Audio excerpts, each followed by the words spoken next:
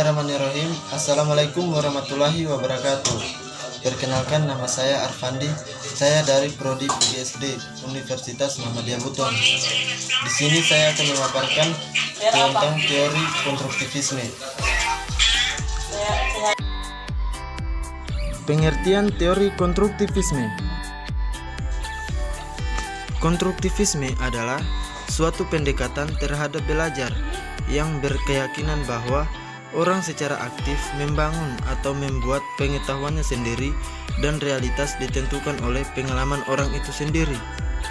Pembelajaran yang berciri konstruktivisme menekankan terbangunnya pemahaman sendiri secara aktif, kreatif, dan produktif berdasarkan pengetahuan terdahulu dan pengalaman belajar yang bermakna. Konstruktivisme adalah sebuah teori yang memberikan kebebasan terhadap manusia yang ingin belajar atau mencari kebutuhan dengan kemampuan untuk menemukan keinginan atau kebutuhannya tersebut dengan bantuan fasilitas orang lain. Tujuan konstruktivisme. Tujuan dilaksanakannya pembelajaran konstruktivisme yaitu 1. Memberikan kesempatan kepada siswa untuk berinteraksi langsung kepada benda-benda konkret ataupun model artifisial. Yang kedua, memperhatikan konsepsi awal siswa guna menanamkan konsep yang benar. Dan yang ketiga, sebagai proses mengubah konsepsi-konsepsi siswa yang sudah ada dan mungkin salah. Tujuan konstruktivisme yaitu 1. Mengembangkan kemampuan siswa untuk mengajukan pertanyaan dan mencari sendiri pertanyaan. Yang kedua, membantu siswa untuk mengembangkan pengertian dan pemahaman konsep secara lengkap.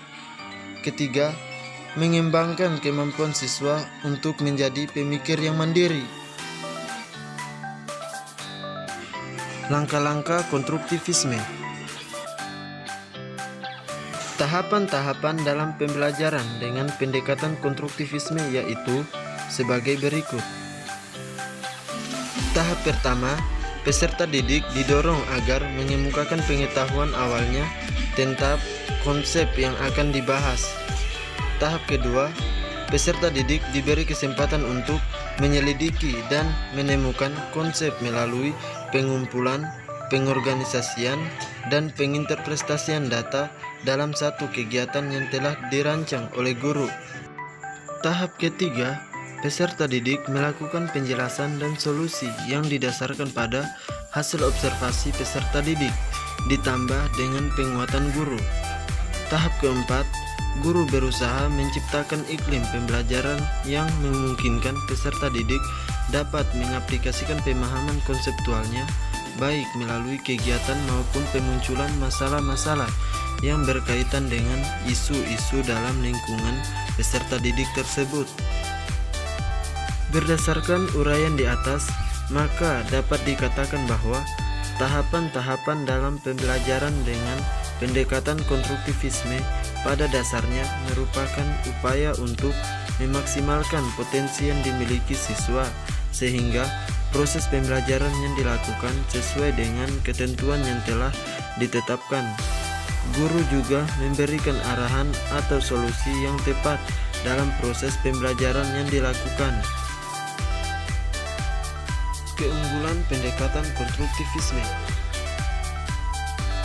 Terdapat kekhususan pandangan tentang belajar dalam teori belajar konstruktivisme apabila dibandingkan dengan teori belajar behaviorisme dan kognitivisme.